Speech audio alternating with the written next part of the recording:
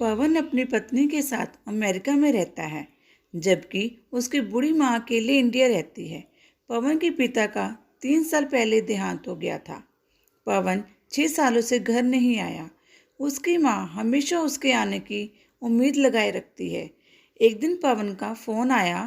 पवन, hello माँ, कैसी हो? मैं कल ही इंडिया आ रहा हूँ।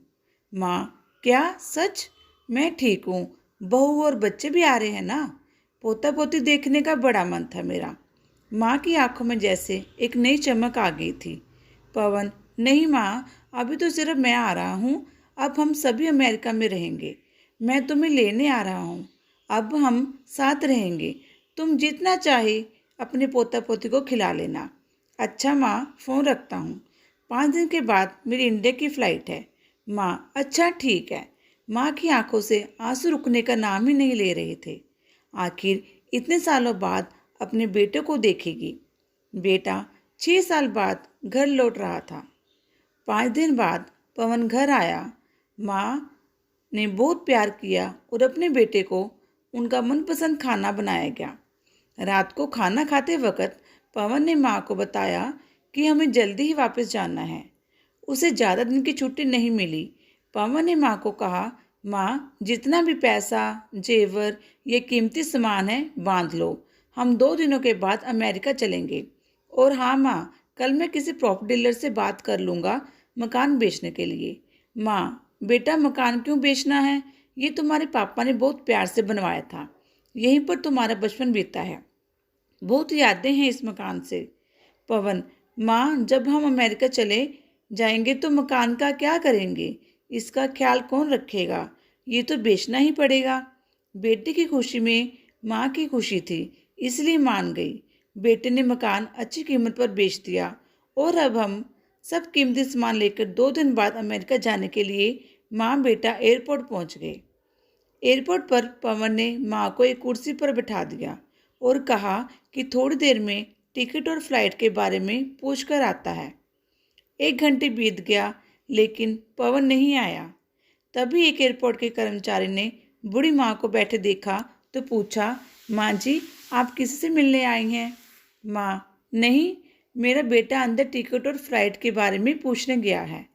उसका इंतजार कर रही हूँ। आज हम अमेरिका जा रहे हैं। कर्मचारी, लेकिन अंदर तो कोई नहीं और अमेरिका की फ़्लाइट तो 30 मिनट पहले जा चुकी है। कर्मचारी ने बेटे का नाम और पता पूछा और अंदर कुछ पूछताछ के बाद बाहर आकर माँ को बताया कि उनका बेटा तो जा चुका है और कहा कि अब आप घर चले जाइए। इतना सुनते ही माँ की आंखों से आंसू बहने लगे। किसी तरह माँ अपने बेचे हुए घर के पते पर पहुंची और रात को वहीं सो गई। जिस नए मालिक को वो घर बेचा था, सुबह वो आया और बूढ़ी माँ ने रोते हुए उसे अपना दुखड़ा सुनाया। मकान मालिक का दिल पसीज गया और उसने बूढ़ी माँ को एक कमरा किराए पर दे दिया। कुछ दिन बाद उस मकान मालिक ने पवन की माँ को कहा, माँ जी, अब आप अपने किसी रिश्तेदार या सगे के पास जाकर रहिए, क्योंकि अब आपकी उम्र बहुत हो गई है और कोई तो चाहिए जो आपका ध्यान रख सके। बूढ़ी माँ ने कहा, शायद मेरा बेटा अपनी माँ के बारे में सोचकर वापस आ जाए, तब उसका भी तो ध्यान रखना पड़ेगा। इतना सुनकर मकान मालिक भी रो दिया।